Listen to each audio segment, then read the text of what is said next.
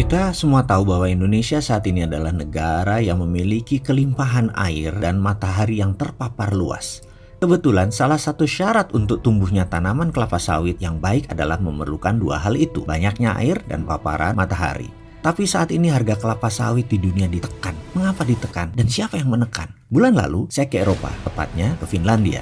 Di saat santai, saya menyempatkan datang ke sebuah sekolah dasar untuk mengetahui kok bisa ya Finland, negara yang edukasinya terbaik di dunia itu, membuat anak senang dan jadi kreatif. Benar, Finlandia adalah salah satu negara yang penduduknya paling bahagia di dunia. Itu semua karena sistem edukasi yang luar biasa. Salah satunya yaitu tidak ada PR. PR itu bukan saja membuat anak stres, tapi orang tua bisa stres gara-gara PR anak. Saya diperbolehkan masuk melihat sesi kelas. Setelah saya memperkenalkan diri, akan minat saya untuk mengobservasi kepada penjaga sekolah yang kemudian saya diantar ke kepala sekolah dan kemudian masuklah saya di ujung ruangan di sesi anak kelas 3. Hari itu pelajarannya adalah dalam tanda petik bahayanya kelapa sawit. Saya tergelak dalam hati. Walaupun Finland negara paling baik sistemnya, namun cara mendoktrin anak bahaya kelapa sawit, palm oil membuat saya manyun. Saya hanya mantuk-mantuk. Benar bagus cara belajar mengajarnya, tetapi mendoktrin anak bahayanya kelapa sawit adalah misleading. Itu menurut saya. Pikiran saya pun melayang jauh dan meluas. Sejak Indonesia miring ke Cina di banyak kebijakan, terutama kebijakan ekonomi, maka cara menekan Indonesia adalah dengan menekan kelapa sawit.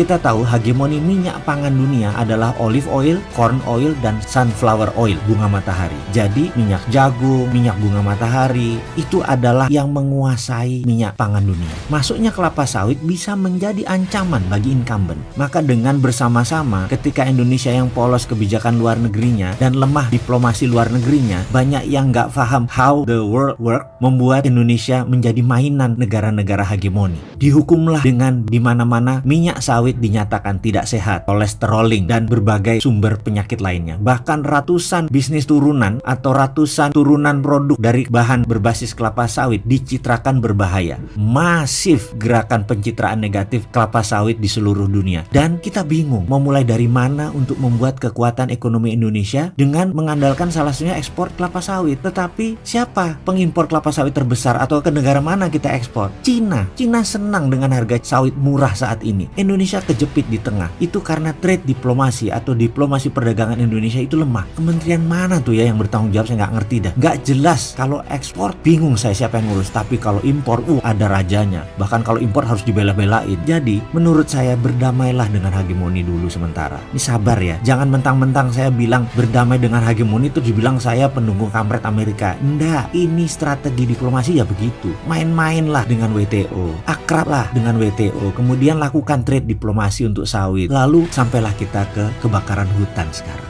Hutan tanaman industri itu ya kelapa sawit, di mana Indonesia sengaja dicitrakan sawit itu merusak dunia. Jadi dibakarlah. Bagi saya sekali lagi, kebakaran hutan kali ini yang sangat masif merupakan pencitraan buruk atas kelapa sawit. Ini adalah sabotase dan ini terjadi karena lemahnya kita bernegara.